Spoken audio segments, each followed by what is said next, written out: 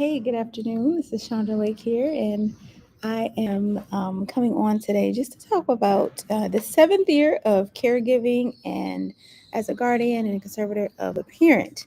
What prompted me to do these videos is because of some of the challenges that I face, and I felt, well, not a lot of people talk about whether or not they're caregiving when it's for a relative or family member has that hasn't necessarily made the best choices in life, and maybe you technically didn't grow up with this person, but you still have to have that heart to do the right thing. So I'm going to talk about some legal essentials that will help you to be able to navigate this process. Okay.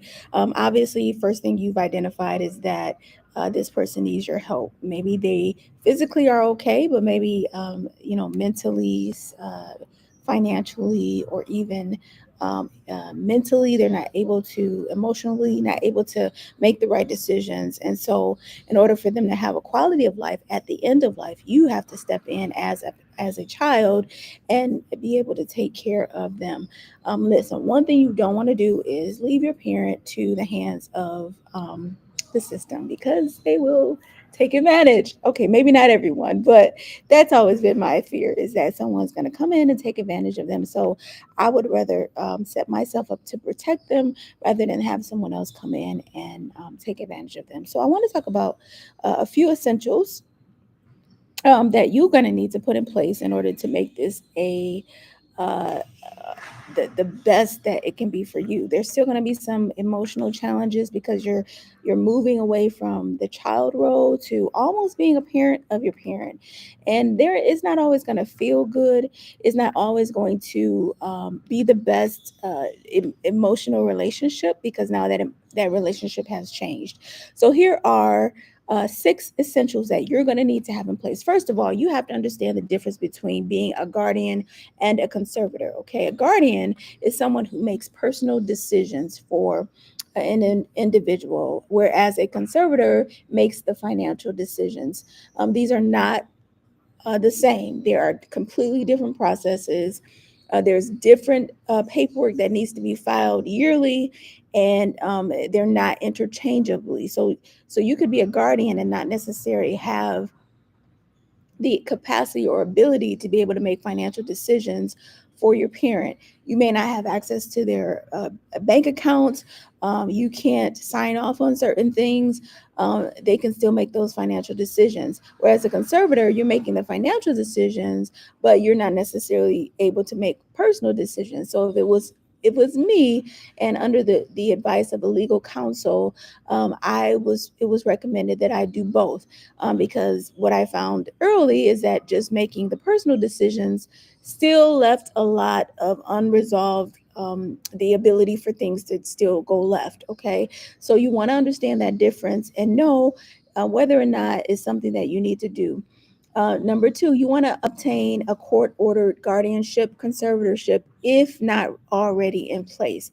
So, this is when I say official, this is what I mean. You're not just doing this on your own. Your family didn't say, hey, somebody needs to take care of mom and dad. And so you said, I'll step up. You're actually took on this and made it official through the courts. The courts recognize you as the go-to person when it comes to your parent. So you want to make it official. You want to secure a durable power of attorney and healthcare proxy. So you want to find out what their medical wishes are and be able to put those in place. One thing I would hate to be in charge of is making the decision or trying to figure out what someone wanted to happen with their life if it came to that point. I wanted them to have the say and to be able to have the wherewithal to know I'm gonna do things the way you would have wanted them to do, because emotions get in the way. You're feeling emotional about your parent, and maybe there are things that they want, and maybe there are things that they wouldn't want. Um, so you want to make sure you secure that, and the hospitals that you go to, sometimes they will ask, do you have that? And you're going to want to have that in place. Number four, keep certified copies of all legal documents on hand. I had a situation this maybe a couple years ago where all of a sudden, the institution wanted to have a copy of the letter of authority, is what they call it when you're acting as a conservator. So you want to make sure that you have certified copies of all legal documents. And with the court system where I am right now, nothing is in person, everything is online. Even our yearly meetings are online if we had to have them. And so it's closed. There's no way for me to have quick access to it. So you want to make sure you get that early on. As soon as your report is approved, you want to request that. You have your lawyer request that, so you will have certified copies of all legal documents on hand. Number five, you want to notify all relevant agencies, Social Security, Medicare, VA, pension providers, because you're going to want to make sure that any money that's coming in is going to one designated bank account. Okay. If you are the person who are making the financial decisions, meaning you are legally and officially the conservator, which is the person who makes the financial decisions, you're going to want to make sure that you have contacted them, they have a copy of your paperwork, and you set up the right place for these accounts to go. You don't want to leave it up to anyone else to do this for you. You want to make sure that you do it, because every year, if you are official, you will need to give an account of how you handled this person's life and their finances. And so I'm careful. I'm not playing with anyone. So I like to make sure that I take care of everything. And number six is the final one: know your rights and responsibilities under state law. There are handbooks that are available.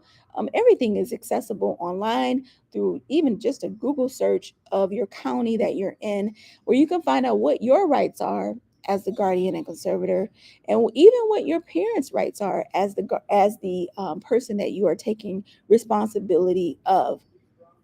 And so, again, this message was really just to encourage and to help you to navigate this system. This is the seventh year. I can't believe it went by so fast, but every year I get a chance to sit down with our attorney, and I always say this is my yearly counseling session, because I lay it all out. This is what's been going on. Here's where we are. These are some of the challenges, and he is aware of everything that's going on. He gives me advice. And I didn't say this, but I said this the other day. You want to make sure that you have a relationship with a family lawyer, okay? With a family lawyer, not your cousins, not your uncle, aunties, not even your sisters and brothers, but you want to have a family lawyer who can help you navigate through this time. It's not easy. Um, it's not fun. It's not pleasant. And I think that it's not talked about when it's situations where maybe the parent was not as close with you. I mean, there's a lot of conversation, and even people have done TikTok videos and have a whole account created over their relationship with the person they're taking care of, because they had a good relationship. But if it wasn't that, and you just took a stand because you don't want anyone else to carry the responsibility of your parents when it comes to certain things, then this not easy. It's not cake.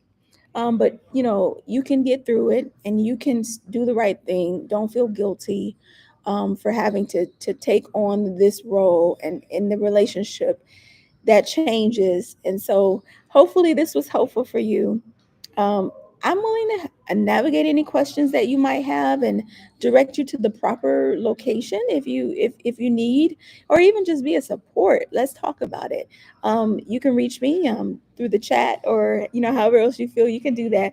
My name is Chandra Lake, and I thought I would come on and share this legal essentials with you. Hope you have a wonderful day.